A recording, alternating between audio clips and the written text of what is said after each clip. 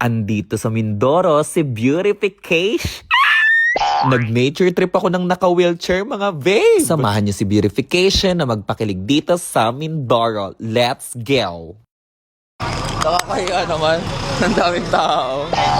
Hi mga babe, pupunta ako ng Mindoro. Mababangga ka! Ay! Mababangga tayo. Hi mga babe. Sa Mindoro naman magpapatawa ngayon si Beautification.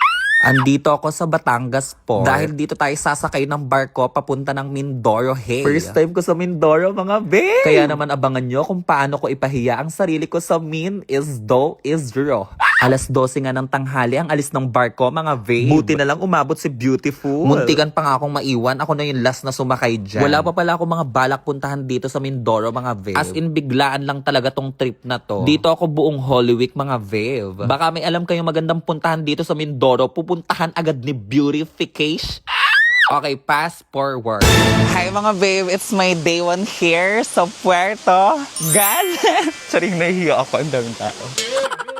So ay mga babe, nag-rent lang ako ng motor sa halagang 500 pesos. Ang init ng araw, what the hell? Diyos ko, 2 hours drive yung pupuntahan ko ngayon, mga babe. Masusunog na naman ang balat ni Beautification ko. Dito muna ako sa Puerto Galera magpapakilig. May nadaanan nga kaming beach na peke dito. Nag-picture muna si Beautiful. Pinakita ko nga sa mga naliligo sa dagat yung batuta ni Beautification.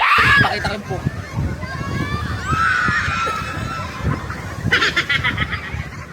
Mukhang nag-enjoy naman sila sa pinakita ko.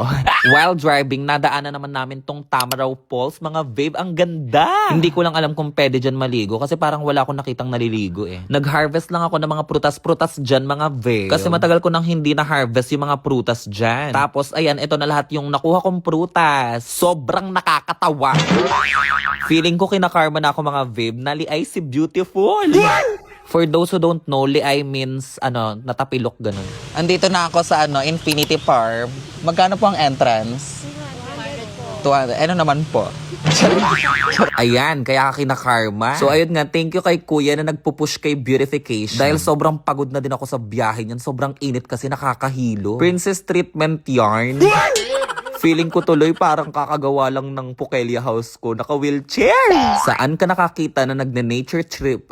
Trip? Anong trip?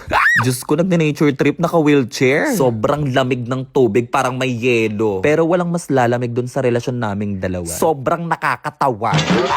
Pasensya na kung paulit-ulit tong dress ko, ha? Hindi kasi ako naka-order ng mga bagong dress. Kasi nga, sabi ko kanina, bigla lang tong trip na to, hindi ako naka-order. Abangan nyo yung mga susunod kong mga dress na o-orderin. O kaya bigyan nyo na lang ako, baka may mga dress kayong hindi ginagamit dyan. Pasabog din tong napuntahan namin kasi ang ganda, ang linaw ng tubig, ang lamig. Kaya naman as usual, di naligo si Beautiful. Sapat na yung nakakita yung mata ko ng magagandang tanawin, diba? Dito na din kami kumain ng bonghalian. Ayaw nga pala, nalimutan ko. Thank you pala dun sa manager ng Infinity Farm. Hindi niya na pinagbayad ng entrance si Beautiful kasi maganda daw ang mukha ko sa personal. Ayan lang yung in-order kong bonghalian, mga babe. Tilapia, sisig, kare-kare, pansit habhab. Ewan ko, basta kain tayo, mga babe. So, ayun na muna yung day 1 ko dito sa Puerto Galera sa Mindoro. Abangan nyo na lang kung saan ako magpapatawa dito. At saka kung may i-recommend kayo, mag-comment lang kayo dyan. Bye mga babes, see you around. Mwah!